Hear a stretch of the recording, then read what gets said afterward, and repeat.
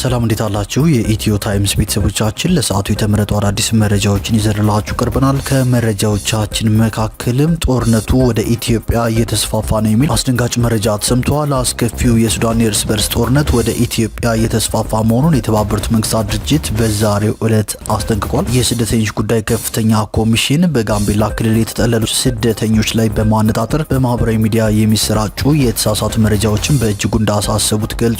ሙሉ መረጃውን በዜናችን በዝርዝር እናስደምጣቸዋለን። ከዚህ መረጃ በተጨማሪ የሶሪያ ጦርና በኩርዶች የሚመራው የሶሪያ ዲሞክራቲክ ኃይሎች ሲያካሂዱት የነበረው ውጊያ ለማቆም እንደተስማሙ መገለጹ፣ የአሜሪካው ፕሬዝዳንት ዶናልድ ትራምፕ ኢትዮጵያን፣ ሶማሊያና ጅቡቲን ጨምሮ በ15 የአፍሪካ ሀገራት የሚገኙ አምባሳደሮቻቸውን ወደ ሀገራቸው እንደጠሩ መገለጹ፣ በትግራይ ክልል ህጻጽ መጠለያ ጣቢያ የሚገኙ በርካታ ተፈናቃዮች ለከፋ ረሃብና ለሞት አደጋ እንደተጋለጡ መገለጹ፣ ቻይና ከ100 በላይ አህጉር አቋራጭ ባሊስቲክ ሚሳኤሎችን በሚሳኤል መተኮሻ ስፍራዎች አዘጋጅታ አስቀምጣ ልትሆን እንደምትችል ከፔንታጎን የወጣ ሪፖርት ማመልከቱን፣ ምርጫ ቦርድ ከፖለቲካ ፓርቲዎች ጋር በሰባተኛው ጠቅላላ ምርጫ ዝግጅት ላይ በዛሬው ዕለት ምክክር ማካሄዱን፣ የኬንያ ፕሬዝዳንት ዊሊያም ሩቶ ለአንድ ቀን የስራ ጉብኝት ወደ ኢትዮጵያ መግባታቸውን፣ እንዲሁም አማራ ክልል ሰሜን ሸዋ ዞን የቀዋት ወረዳ ሚሊሻ ጽህፈት ቤት ኃላፊ አቶ መሐመድ ሰይድና የወረዳው ሰላምና ደህንነት ጽህፈት ቤት ሹፌር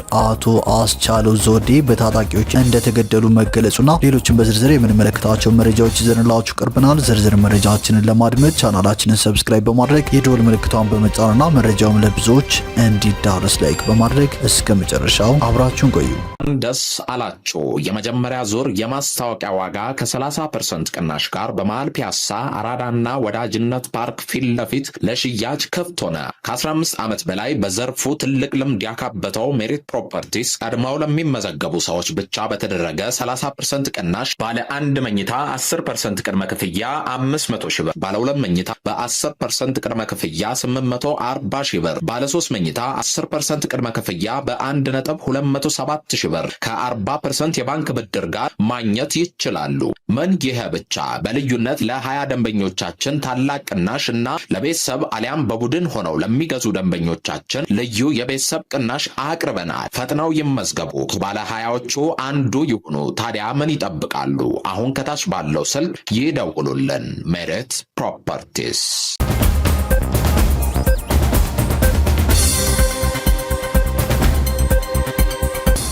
ወደ መጀመሪያው መረጃችን ስናልፍ ጦርነቱ ወደ ኢትዮጵያ እየተስፋፋ ነው የሚል እጅግ አስደንጋጭ መረጃ ተሰምቷል። አስከፊው የሱዳን የእርስ በርስ ጦርነት ወደ ኢትዮጵያ እየተስፋፋ መሆኑን የተባበሩት መንግስታት ድርጅት በዛሬው ዕለት አስጠንቅቋል። አልጀዚራ ከ2 ሳምንት በፊት ባወጣው ዘገባ ኢትዮጵያ በቤኒሻንጉል ጉሙዝ ክልል ለፈጥኖ ደራሽ ኃይሉ የጦር ቤዝ ሰጥታለች ሲል ዘግበው ነበር። ይህንን ተከትሎም የአልቡርሃን ጦር በቤኒሻንጉል አቅጣጫ ጥቃት ለመክፈት እየተዘጋጀ መሆኑን ዘገባው ጠቁሟል። የተባበሩት መንግስታት ድርጅት በበኩሉ ጦርነቱ ወደ ኢትዮጵያ ድንበር የመስፋፋ አዝማሚያ እያሳየ መሆኑን ዛሬ አሳውቋል። በሱዳን ጦርነት የህወሓት ወታደሮችና ኤርትራ ከአልቡርሃን ጎን እንደተሰለፉ መረጃዎች ይጠቁማሉ። ይህ በእንዲህ እንዳለም የተባበሩት መንግስታት ድርጅት የስደተኞች ጉዳይ ከፍተኛ ኮሚሽን በጋምቤላ ክልል የተጠለሉ ስደተኞች ላይ በማነጣጠር በማህበራዊ ሚዲያ የሚሰራጩ የተሳሳቱ መረጃዎች በእጅጉ እንዳሳሰቡት ገልጿል። ለሁኔታው በአፋጣኝ መፍትሄ ካልተበጀለት በአካባቢው ውጥረት ሊያባብስ እንደሚችል ድርጅቱ አስጠንቅቋል። የተባበሩት መንግስታት ድርጅት የስደተኞች መረጃ ተቋሙ ማስጠንቀቂያውን የሰጠው ዛሬ ማክሰኞ ታህሳስ 14 ቀን 2018 ዓ.ም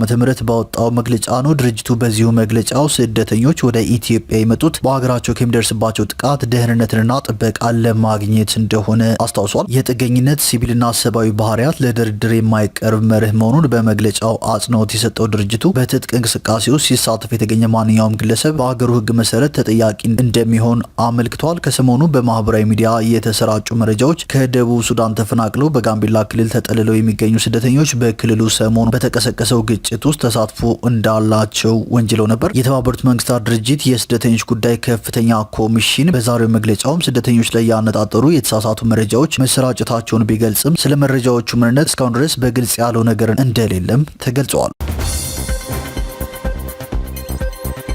ወደ ቀጣዩ መረጃችን ስናልፍ የሶሪያ ጦርና በኩርዶች የሚመራው የሶሪያ ዲሞክራቲክ ኃይሎች ሲያካሂዱት የነበረውን ውጊያ ለማቆም ተስማምተዋል። በአሌፖ ከተማና በአካባቢዋ ለቀናት ሲካሄድ የነበረውንና የብዙዎችን ሕይወት የቀጠፈውን ግጭት ለማቆም የሶሪያ መንግስት ጦርና በኩርድ የሚመራው የሶሪያ ዲሞክራሲያዊ ኃይሎች ኤስዲኤፍ ስምምነት ላይ መድረሳቸው ተገልጿል። በመላው ሶሪያ ከፍተኛ የጸጥታ ስጋት በነገሰበት በዚህ ወቅት ይህ የስምምነት ዜና ለአሌፖ ነዋሪዎች መጠነኛ እፎይታን ይዞ መጥቷል። ከሶሪያ የተገኘው መረጃ እንደሚያመለክተው የሶሪያ መንግስት ወታደሮችና የኩርድ ተዋጊዎች በመካከላቸው የነበረውን የጦርነት ግንባር ለመዝጋትና የኃይል አሰላልፋቸውን ወደ ሌሎች ወሳኝ ግንባሮች ለማዞር ተስማምተዋል። ይህ ስምምነት የመጣው እንደ ሀያት ታህሪር አልሻም ያሉ የታጠቁ አማጽያን ቡድኖች በአሌፖ ላይ የሚያደርጉትን ግስጋሴ ለመግታት በሚደረገው ጥረት ውስጥ ነው። የሁለቱ ወገኖች ተወካዮች እንደገለጹት ከሆነ አሁን የተደረሰው ስምምነት በዋናነት ሰላማዊ ሰዎች ካሉበት ቀውስ እንዲወጡና አስፈላጊው የሰብአዊ እርዳታ እንዲቀርብ መንገድ የሚከፍት ነው። ይህም የንግድ እንቅስቃሴዎች እንዲቀጥሉና የሕክምና ተደራሽነት እንዲሻሻል እድል ይሰጣል ተብሎ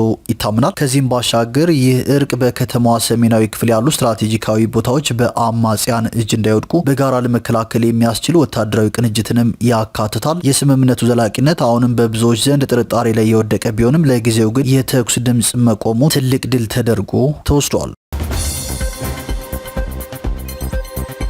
ወደ ቀጣዩ መረጃችን ስናልፍ የአሜሪካው ፕሬዝዳንት ዶናልድ ትራምፕ ኢትዮጵያን፣ ሶማሊያና ጅቡቲን ጨምሮ በ15 የአፍሪካ ሀገራት የሚገኙ አምባሳደሮቻቸውን ወደ ሀገራቸው ጠርተዋል። እርምጃው ያልተለመደ ነው የተባለ ሲሆን አሜሪካ በውጭ ሀገራት ያላትን ዲፕሎማሲያዊ ውክልና መልሳ ለማዋቀር የምታደርገው ሰፊ ጥረት አካል ነው ተብሏል። በዲፕሎማሲያዊ ማህበረሰብ ምንጮች እየተዘዋወረ ባለው መረጃ መሰረት አሜሪካ አምባሳደሮቿን ወደ ሀገሯ የጠራችባቸው የአፍሪካ ሀገራት ዝርዝር የተለያዩ የአህጉሪቱን ቀጠናዎች ያካተተ ነው። ዝርዝሩ በሰሜን አፍሪካ የሚገኙትን ግብጽና አልጄሪያን ጨምሮ በአፍሪካ ቀንድ፣ በምስራቅ፣ በምዕራብ፣ በመካከለኛውና በደቡባዊ አፍሪካ የሚገኙ አገራትን ያጠቃልላል። አምባሳደሮቹ እንዲመለሱ ስለተደረገበት ምክንያት እስካሁን የተሰጠ ይፋዊ ማብራሪያ የለም የተባለ ሲሆን ክፍት የሆኑትን የስራ መደቦች ለመተካት ግልጽ የሆነ የጊዜ ሰሌዳ አለመቀመጡም ተመላክቷል። ውሳኔው በአፍሪካ ቀንድ፣ በሶማሊያ፣ በኢትዮጵያና በጅቡቲ የሚገኙ የአሜሪካ አምባሳደሮችን እንደሚመለከት እየተነገረ ሲሆን ቀጠናው በዓለም አቀፍ የንግድ መርከቦች መተላለፊያነቱ በአሜሪካ የጦር ሰፈር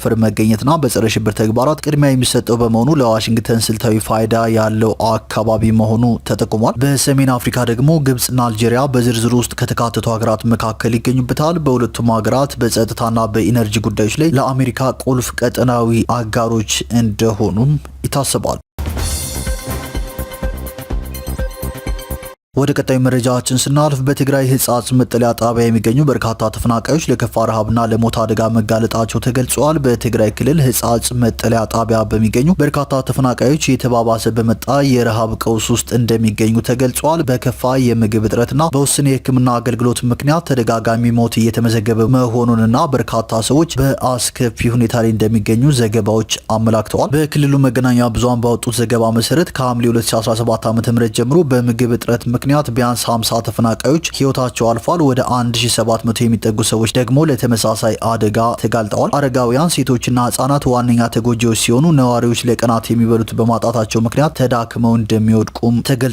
ከምዕራብ ትግራይ ተፈናቅለው በህጻጽ መጠለያ ጣቢያ የሚገኙ ቤተሰቦች ለመገናኛ ብዙሃን እንደገለጹት የምግብና የመድኃኒት እጥረት ሰዎች እንዲሞቱ ምክንያት ሆኗል። የሚቀርብላቸው ድጋፍ በቂ እንዳልሆነና አልፎ አልፎ የሚሰጣቸው 15 ኪሎ ግራም እህል መሰረታዊ ፍላጎታቸውን እንደማያሟላም ገልጸዋል። ተፈናቃዮቹ አክለውም እህሉን ለማስፈጨትና ለሌሎች አስፈላጊ ለሆኑ ነገሮች ወጪም ለመሸፈን ግማሹን ያክል ለመሸጥ እንደሚገደዱ ተናግረዋል። በተጨማሪም የሚቀርበው የእህል አይነት ለህፃናት፣ ለአረጋውያንና ለታመሙ ሰዎች ለመመገብ አስቸጋሪ እንደሆነ ጠቁሟል። የምዕራብ ትግራይ አስተዳዳሪ አቶ ግደይ አዛነው ከ50 በላይ ተፈናቃዮች መሞታቸውን አረጋግጠዋል። ከ2013 ዓ.ም ጀምሮ ከ300 በላይ ተፈናቃዮች ህይወታቸውን ማጣታቸውን ገልጸው አስቸኳይ ጣልቃ ገብነት ካልተደረገ ተጨማሪ የሰው ህይወት ሊጠፋ እንደሚችል አስጠንቅቀዋል። የተለያዩ የፖለቲካ ፓርቲዎችም የችግሩን አሳሳቢነት በመግለጽ መግለጫ አውጥተዋል። ለአብነትም የኢትዮጵያ ህዝባዊ አብዮታዊ ፓርቲ ኢህአፓ ትናንት ታህሳስ 13 ቀን ባወጣው መግለጫ ከጦርነት የተረፉ ንጹሃን በረሃብ እየተገረፉ መሆኑ ትልቅ የሰብአዊነት ልሽቀት ነው በማለት ገልጿል። ወደ ቀጣዩ መረጃችን ስናልፍ ቻይና ከ100 በላይ አህጉር አቋራጭ ባሊስቲክ ሚሳኤሎችን በ3 የሚሳኤል መተኮሻ ስፍራዎች ዝግጁ አድርጋ አስቀምጣ ልትሆን እንደምችል ከአሜሪካው የመከላከያ መስሪያ ቤት ፔንታጎን የወጣ ረቂቅ ሪፖርት አመላክቷል። ቻይና የኒውክሌር የጦር መሳሪያ ብዛትን ለመገደብ ለሚደረገው የጦር መሳሪያ ቁጥጥር ላይ ለመነጋገር ፍላጎት የሌላት መሆኑንም ፔንታጎን በሪፖርቱ ጠቁሟል። በአሜሪካ ቺካጎ መሰረቱን ያደረገው አቶሚክ ሳይንቲስትስ የተባለ መጽሔት በበኩሉ ከምንጊዜውም በላይ የጦር መሳሪያዋን በአይነትና በብዛት መረችና እያዘመነች የምትገኘው ቻይና የኒውክሌር ኃይል ከታጠቀ ማንኛውም አገር በላይ የኒውክሌር የጦር መሳሪያዎችን በማከማቸት ላይ የምትገኝ መሆኗን ገልጿል። ቤጂንግ በበኩሏ ሪፖርቱን ሆን ብሎ የቻይናን ስም ለማጥፋትና የዓለም አቀፉ ማህበረሰብ ለማሳሳት ያለመ ስትል ውድቅ አድርገዋለች። ባለፈው ወር የአሜሪካው ፕሬዚዳንት ዶናልድ ትራምፕ የኒውክሌር ጦር መሳሪያ ቅነሳ ላይ ከሩሲያና ቻይና ጋር ተባብረው ለመስራት መዘጋጀታቸውን መግለጻቸው ይታወሳል። ይሁን እንጂ ቻይና በዚህ የጦር መሳሪያ ቅነሳ ንግግር ላይ የመሳተፍ ፍላጎት እንደሌላት አሁን ላይ ፔንታጎን ይዞት የወጣውና ሮይተርስ ተመልክቻለሁ ያለው ሪፖርት አመላክቷል። በአሁኑ ሰዓት ቻይና ከ100 በላይ የሚሆኑ DF-31 በመባል የሚታወቁ አህጉር አቋራጭ ሚሳኤሎችን በሞንጎሊያ ድንበር አቅራቢያ በሚገኝ የኒውክሌር ማከማቻና መተኮሻ ስፍራ ላይ ማስቀመጧን የገለጸው የፔንታጎን ሪፖርት አሁንም ቢሆን በጦር መሳሪያ ቅነሳ ላይ ለመነጋገር ቻይና ፍላጎት የሌላት መሆኑን ተረድተናል ሲል ቻይናን ወንጅሏል። ፔንታጎን ከዚህ ቀደም ባወጣው ሪፖርት የሚሳኤል መተኮሻ ስፍራው መኖሩን ገልጾ የነበረ ሲሆን በስፍራው ምን ያክል ሚሳኤሎች እንዳሉ ግን አለመግለጹም ይታወሳል። ወደ ቀጣዩ መረጃችን ስናልፍ የኢትዮጵያ ብሔራዊ ምርጫ ቦርድ የሰባተኛውን ጠቅላላ ምርጫ ረቂቅ የጊዜ ሰሌዳን ጥቅምት 10 ቀን 2018 ዓ.ም ይፋ ማድረጉን ተከትሎ ትናንት ከገዢው ፓርቲና ከተለያዩ የፖለቲካ ፓርቲ ተወካዮች ጋር የምክክር መድረክ አካሂዷል። ምክክሩ የተካሄደው ቦርዱ የሰባተኛውን ጠቅላላ ምርጫ ረቂቅ የጊዜ ሰሌዳን ጥቅምት 10 ባስተዋወቀበት ሰዓት ከፖለቲካ ፓርቲዎች ጥያቄዎች መነሳታቸውን ተከትሎ ነው። የቦርዱ ሰብሳቢ ሜላትወርቅ ኃይሉ በውይይቱ መክፈቻ ባደረጉት ንግግር ሰባተኛው ጠቅላላ ምርጫ ነጻ፣ ፍትሐዊና ገለልተኛ እንዲሆን የሁሉንም ባለድርሻ አካላት ተሳትፎ እንደሚጠይቅ ገልጸዋል። ሰብሳቢው አክለው ማስቻ የፖለቲካ ምህዳር መፍጠርና የውይይት መድረኮችን ቀጣይነት ማረጋገጥ ለምርጫው ስኬት ወሳኝ መሆኑን አብራርተዋል። ፖለቲካ ፓርቲዎቹ የእጩ ድጋፍ ፊርማ ማቅረብ በሕዝብ ተወካዮች ምክር ቤት መታገድን አስመልክቶ ለቦርዱ ያላቸውን አድናቆት ገልጸዋል ሲልም የቦርዱ መረጃ አመላክቷል። በተጨማሪም ምርጫውን አስመልክቶ መሟላት አሉባቸው ያሏቸውን ሁነቶች አስቻይ ሁኔታና የውይይቱ ቀጣይነትን ጨምሮ በርካታ ጉዳዮች ላይ ተሳታፊ ፖለቲካ ፓርቲዎቹ ያሏቸውን አስተያየቶችና ጥያቄዎች አጋርተዋል። ሜላትወርቅ በውይይቱ ፓርቲዎቹ ለሰጡት አስተያየትና ላቀረቡት ጥያቄዎች አመስግነው የጸጥታ አስቻይ ሁኔታን በተመለከተና ሌሎች ምርጫውን የተመለከቱ ጉዳዮችን አስመልክቶ የሚኖሩ የምክክርና የውይይት መድረኮች ቀጣይነት ያላቸው እንደሚሆኑም ተናግረዋል። ወደ ቀጣዩ መረጃችን ስናልፍ የኬንያ ፕሬዝዳንት ዊሊያም ሩቶ ለአንድ ቀን የስራ ጉብኝት ወደ ኢትዮጵያ ገብተዋል። የጠቅላይ ሚኒስትር ጽህፈት ቤት መረጃ እንዳመላከተው ጠቅላይ ሚኒስትር ዶክተር አብይ አህመድ ለአንድ ቀን የስራ ጉብኝት ወደ ኢትዮጵያ የመጡትን የኬንያ ፕሬዝዳንት ዊሊያም ሩቶን ተቀብለዋል። ጠቅላይ ሚኒስትሩ በማህበራዊ ትስስር ገጻቸው ባሰፈሩት መልእክትም በዛሬው ዕለት ፕሬዝዳንት ዊሊያም ሩቶን ተቀብለው የሀገሪቱ የሁለትዮሽ ግንኙነት በሚጠናከርበት ሁኔታ ላይ መወያየታቸውን ገልጸዋል። በአፍሪካ ቀንድ ሰላምና ጸጥታ ጉዳዮች ላይ ሀሳብ ተለዋውጠናል ያሉት ጠቅላይ ሚኒስትሩ የፕሬዝዳንቱ ጉብኝት በሁለቱ ሀገሮቻችን መካከል ያለውን ጥልቅ ታሪካዊና ወንድማዊ ግንኙነት የሚያንጸባርቅ ነው ብለዋል። ይህም በሰላምና መረጋጋት ለአፍሪካ መር መፍትሄዎችና ለንግግር ያለንን የወል ጽኑ አቋም ያሳያል በማለትም ተናግረዋል።